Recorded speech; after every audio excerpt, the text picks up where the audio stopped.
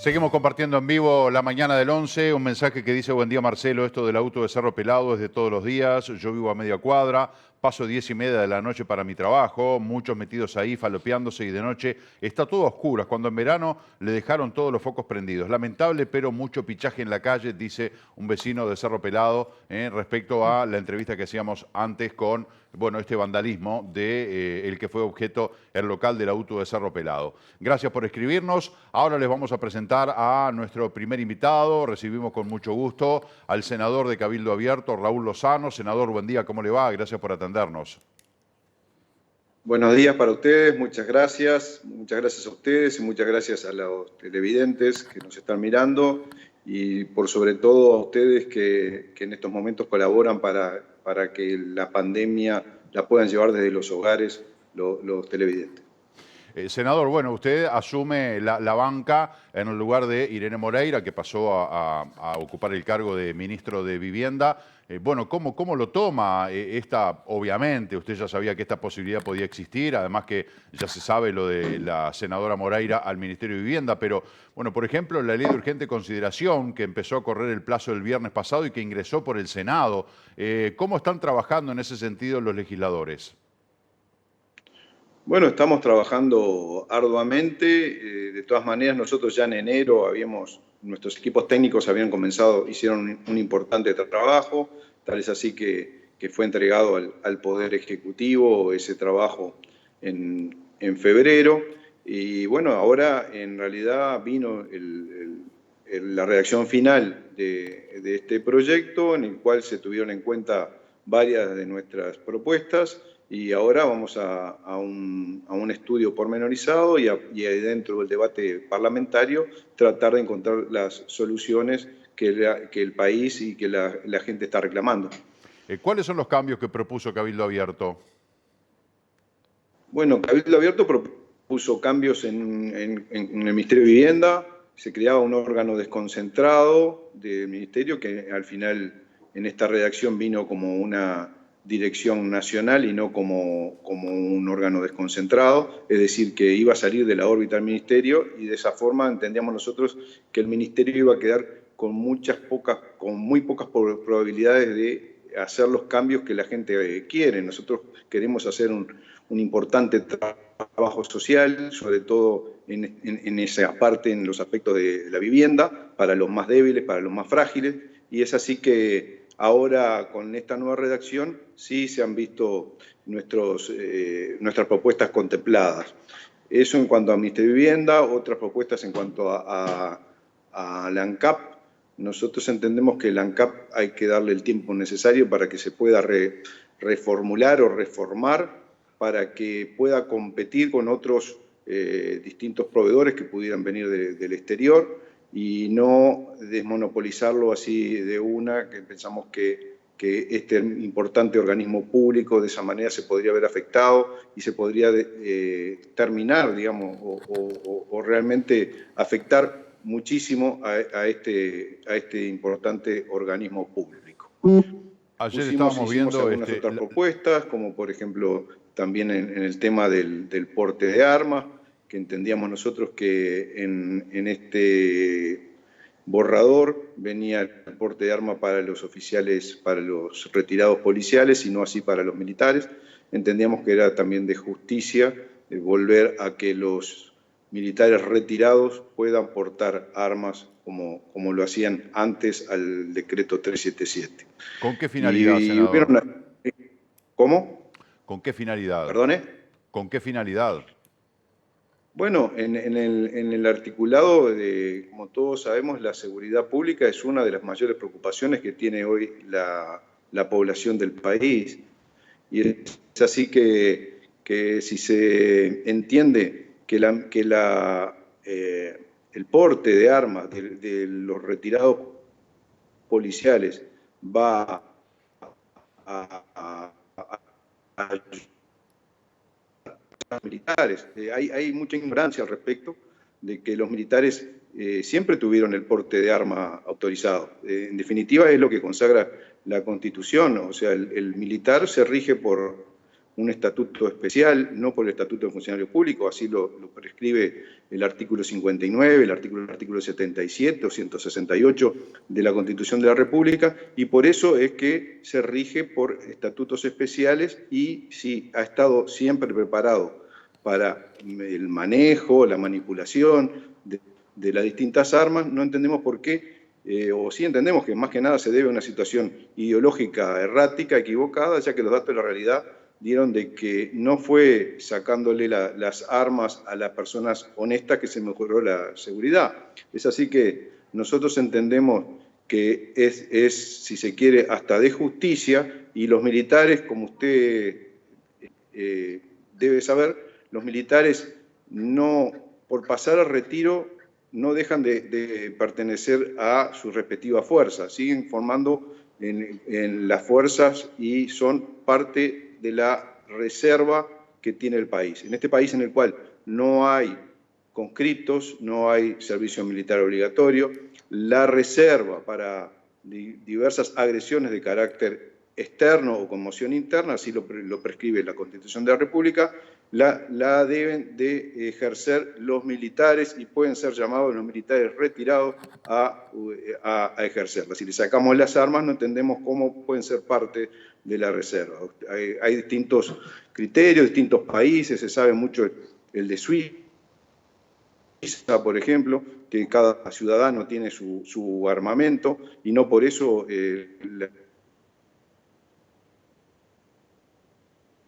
Bueno, otra vez tenemos alguna dificultad de comunicación. A ver.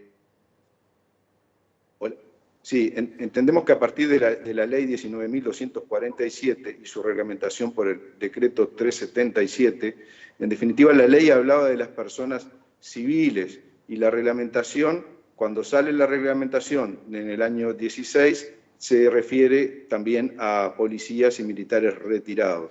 Es decir, esa no era la finalidad de la ley y por entonces entendemos que es un derecho que los militares, al igual que los policías, lo tuvieron en momentos en los cuales la seguridad del país era realmente mucho mejor de lo que es hoy. Senador, usted anteriormente ocupaba el cargo en la Dirección de Material y Armamento del Ejército y usted había hecho una referencia a un tema muy importante, incluso había generado una exposición pública respecto a lo que es el porte de armas ilegal, ¿no? Lo que pasa en nuestra sociedad con la cantidad de armas ilegales y la cantidad de gente que se arma de manera ilegal, o no respetando la normativa que hay que respetar y los trámites que hay que hacer, o porque compran armas que son robadas, etcétera, etcétera. ¿Cómo entiende usted que debería manejarse la sociedad en este sentido? Nosotros entendemos que desde el año 43 el Registro Nacional de Armas lo lleva por disposiciones legales el Servicio Material y Armamento del Ejército. Entendemos que eso funciona perfectamente bien y se tiene un registro de las armas legales. Evidentemente las armas ilegales, esas no se tienen. Y la delincuencia utiliza armas ilegales o armas que fueron hurtadas y en definitiva se tiene un registro de las que evidentemente entraron al país en forma legal y se tiene también registro de las que son extraviadas o hurtadas. Es decir, en realidad el problema acá es que se está partiendo de errores o equivocaciones en cuanto a la utilización de las armas y entre el delincuente y el honesto. O sea, no es desarmando al honesto que se va a mejorar la seguridad. O sea, hay realidades que realmente son muy difíciles de comprobar con esta nueva normativa, en el cual pasa a ser un delito el tener un arma. Realmente pensamos de que la normativa no obedece a la realidad del país. Es una simple expresión de deseo que quizás suene muy lindo, pero en definitiva no ayuda a la seguridad del país. Senador, hablando del proyecto de ley de urgente consideración que ingresó al Parlamento y al Senado justamente la semana pasada, usted integra la Comisión de Medio Ambiente. ¿Cuáles son los artículos que se sumaron sobre este tema?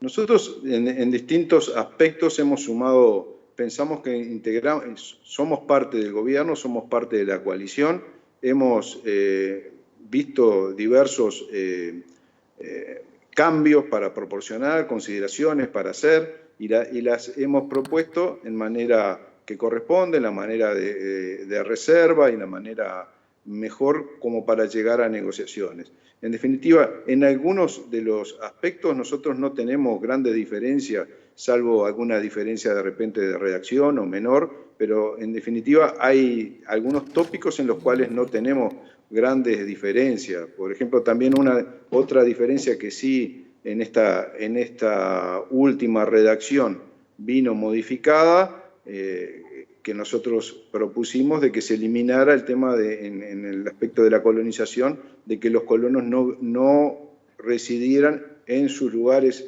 digamos, en sus lugares de los campos que se les asignen. Nosotros entendemos de que sí tienen que estar como forma de realmente que se cumpla con la finalidad de la ley, que es que distintas personas tengan la posibilidad de producir en el país. Seguramente Florencia se refiere a esos dos artículos que se han incorporado al final del proyecto de ley de urgente consideración, que no estaban en el debate público, que no integraban los programas de gobierno y que tienen que ver con la modificación en el manejo de lo que son las áreas protegidas. Usted como integrante, además de como senador, que es la primera cámara a la que ingresa el proyecto, como integrante de la Comisión de Medio Ambiente, la pregunta es si usted estaba en conocimiento de estos dos artículos y de qué tratan específicamente.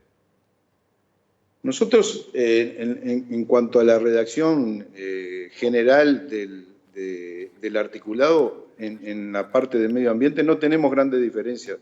O sea, Cabildo Abierto no tiene grandes diferencias en cuanto al manejo ni de las áreas protegidas, ni del cuidado del medio ambiente. Aquí, en lo que nosotros notamos, que en el país hay muchísimas leyes, pero las leyes que no se cumplen. O sea, a lo largo de los años se han votado una innumerable cantidad de leyes y las leyes realmente no se cumplen de la manera que a nosotros nos gustaría.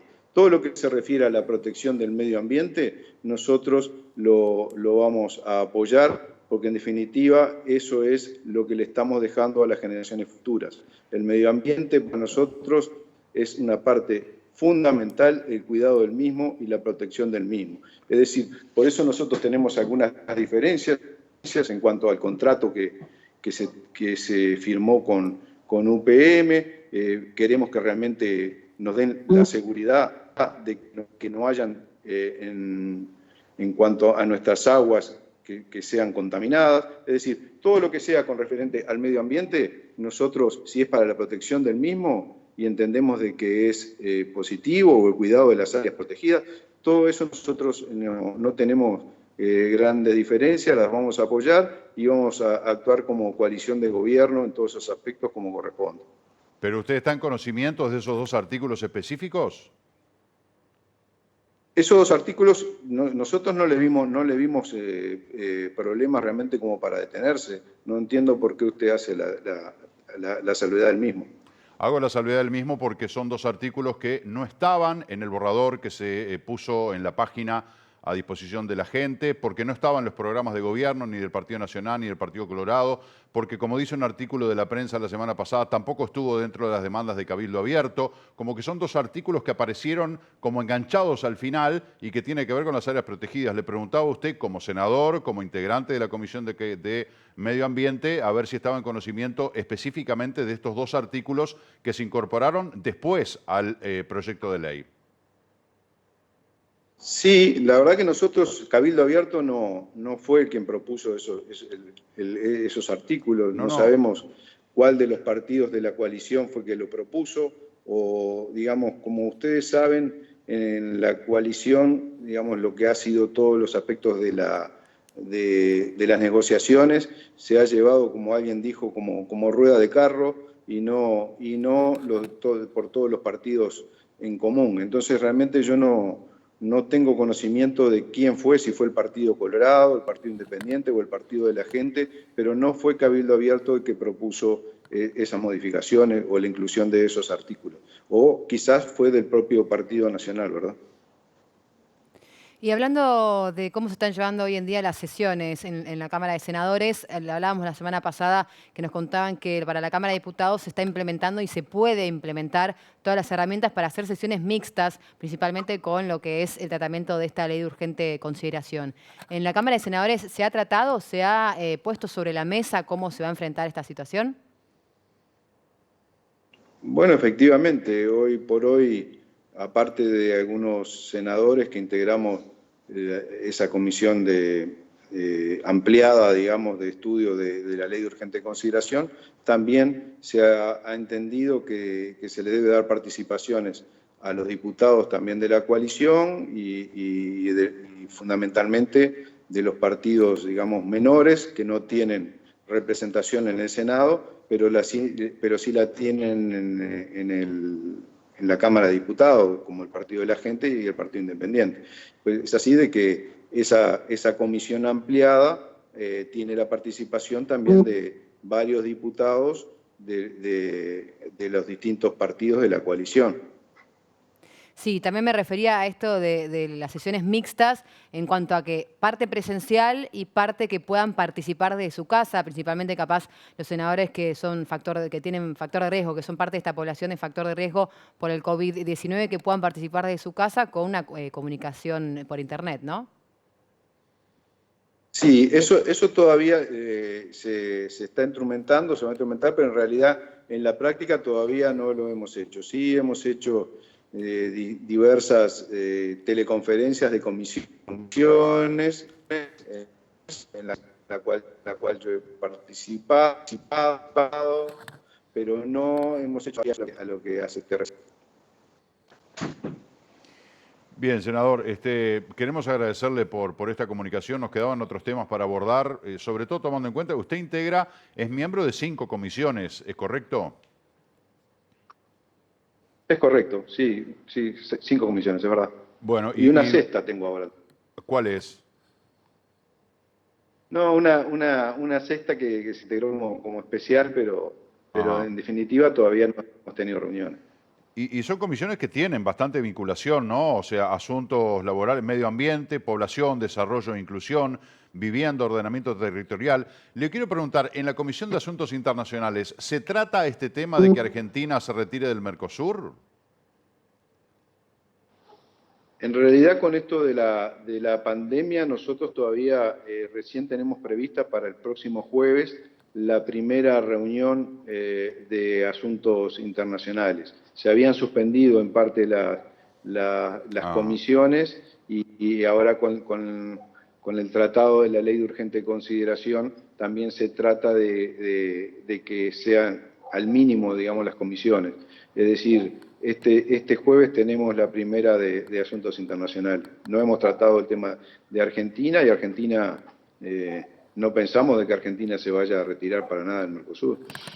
No, retirarse de las negociaciones momentáneamente, como ha trascendido, porque, por un lado, consideran de que no está dada la situación social y sanitaria como para avanzar, y además que algunos acuerdos comerciales pueden dañar la industria nacional y consideran de que es un momento de fortalecerla.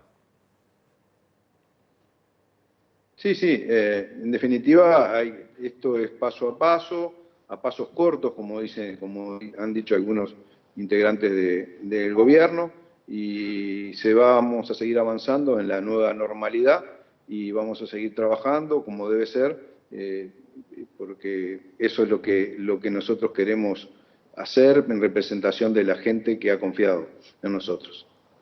Senador Lozano, gracias por atendernos. Bueno, muchas gracias a ustedes y estamos como siempre a las órdenes. Hasta pronto. Muchas gracias. Hasta pronto, hasta cualquier momento. Bueno, también tenemos que hablar, ¿no? Hay muchos asuntos para hablar con el senador Lozano, con algún otro integrante de Cabildo Abierto. ¿Qué va a pasar? Está arriba de la mesa el tema de la votación del desafuero de Guido Manini Ríos. Obviamente que los senadores de Cabildo Abierto no van a votar el desafuero de Guido Manini Ríos. Se me ocurre, más allá de que el propio senador Manini Ríos dijo, no me voy a amparar en los fueros, claro que él no se los puede sacar, se los tienen que votar. no sé qué postura asumirá la bancada de Cabildo Abierto respecto a este tema, pero bueno, hay muchos asuntos para hablar con el senador Lozano como con otros, ¿no? Porque además Lozano integró misiones de paz en Haití, o sea, tuvo una historia para contar mientras revistó en el ejército, que bueno, de repente es motivo de otra entrevista. Vamos a una breve pausa, ya venimos con Gustavo Rodríguez y el segmento deportivo. Quédense con nosotros.